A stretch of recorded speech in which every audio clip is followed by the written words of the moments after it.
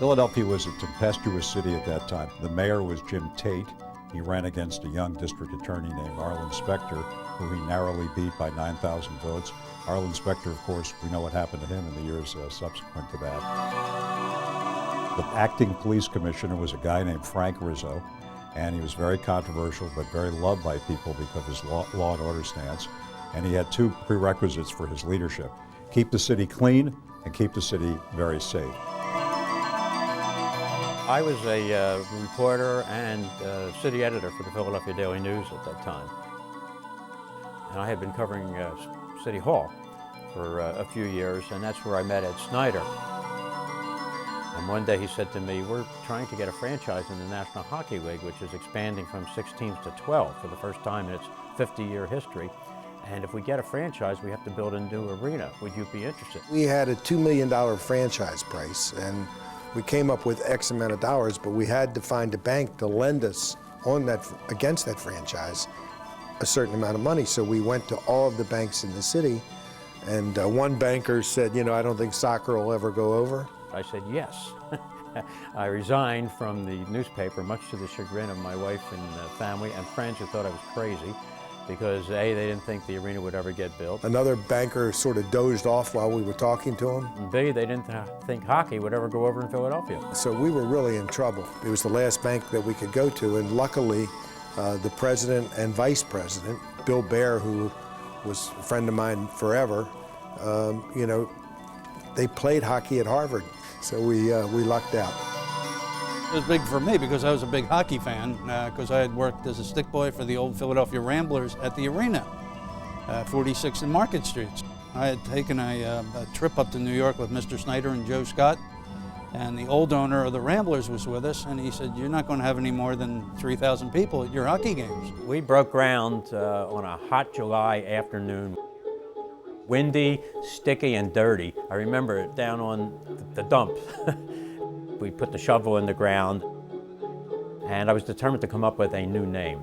And I walked through the building with a PR guy who was working on the account from an advertising agency, and we started throwing out different names. And the word Spectrum came up. And I said, I'm not sure what that means, but if it's anything close, that is it. And I went back to my office and opened the dictionary, and I looked up the word spectrum, and it said, images which form displays, colors emanating from the prism, anything colorful under the sun.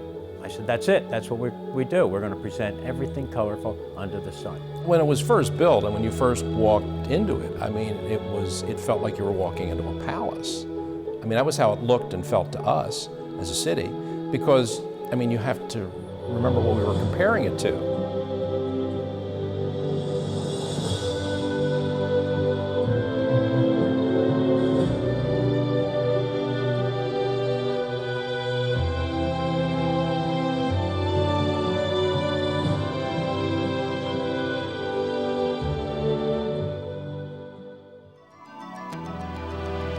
It was a Saturday morning in February, maybe 4 months after we opened.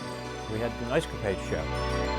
Midway through the show, this fierce wind kicked up, and this howling wind around the building. And all of a sudden, if you looked up, you could see light. You had to be there to understand it was really a cave-in. It wasn't just a small hole. And when and all the writers in this town, you know, writers in this town can be blasphemous. And in those days, they just knocked the whole city and the inspection establishment and Snider and this and that. And you know, it happened. The roof never came off. Everybody thinks the roof blew off, the roof collapsed. It didn't. The tar paper and the insulation came off and blew away. So you know what? They fixed it. And the rest is history.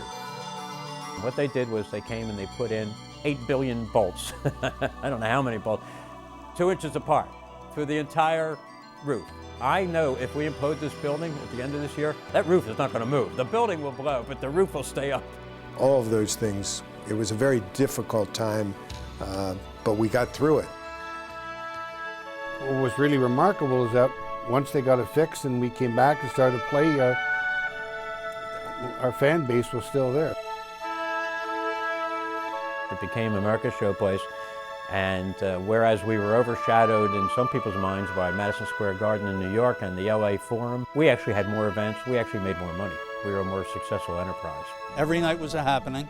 There was a full house and people to see and fans, and they became your friends, companions, and they still are, a lot of them today. I couldn't wait to get here. It was the crowd appeal, the intimacy of being right on top of every play. It was great. I mean, it was just the best of times. I mean, you had the National Hockey League, all the big teams, all the big players are coming to Philadelphia, and they're playing in this sparkling new, beautiful building. And for $2, you can be part of it. I mean, what could be better? Well, if I had, one wish that could be granted to me in my lifetime, it would be to play one more meaningful game in the Spectrum. But if it couldn't be a game, even if I could just play one more meaningful shift in my life, it would be so special.